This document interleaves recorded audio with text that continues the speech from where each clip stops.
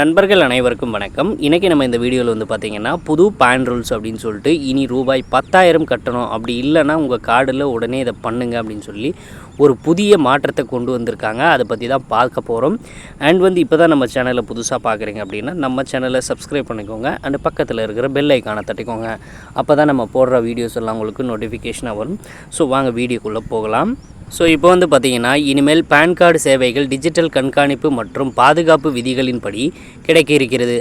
Pan card வைத்திருப்போர் இனிமேலும் இதை செய்யாமல் விட்டால் ரூபாய் 10,000 அபராதம் செலுத்த வேண்டிய கட்டாயத்துக்கு தள்ளப்படுவார்கள்.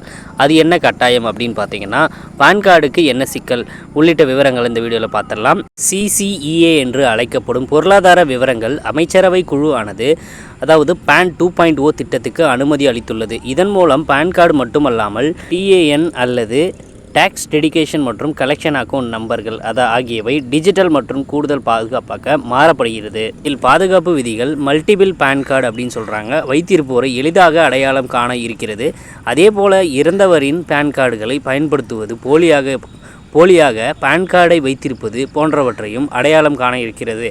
ஆகவே இனிமேல் அபராதம் விதிப்பது உடனடியாக நடக்கப் போகிறது. இப்போது என்ன செய்ய வேண்டும் அப்படின்னு பார்த்துடலாம்.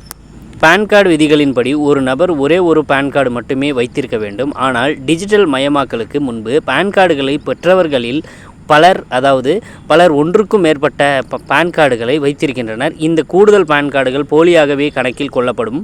ஆகவே இந்த பேன் கார்டை அவர்கள் நீக்கம் செய்ய வேண்டும், அதாவது பார்த்திங்கன்னா அல்லது டீஆக்டிவேட் செய்ய வேண்டும். இது கட்டாயமாக்கப்பட்டு இருக்கிறது. ஆனால் இதை பலர் செய்வதில்லை.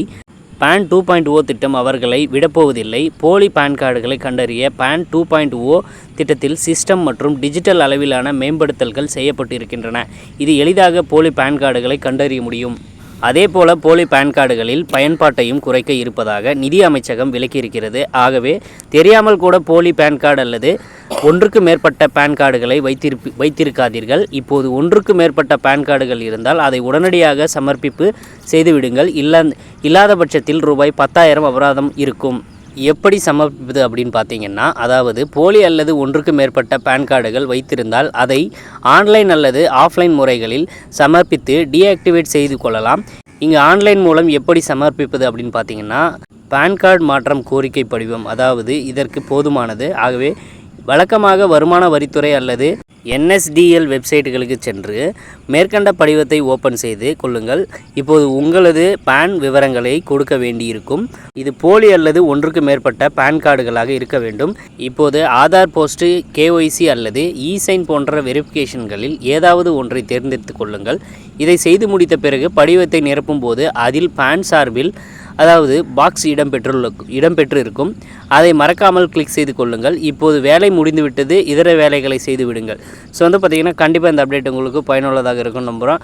உடனுக்குடன் நம்மளுடைய சேனலை மறக்காமல் ஃபாலோ பண்ணிக்கோங்க. நன்றி, வணக்கம்.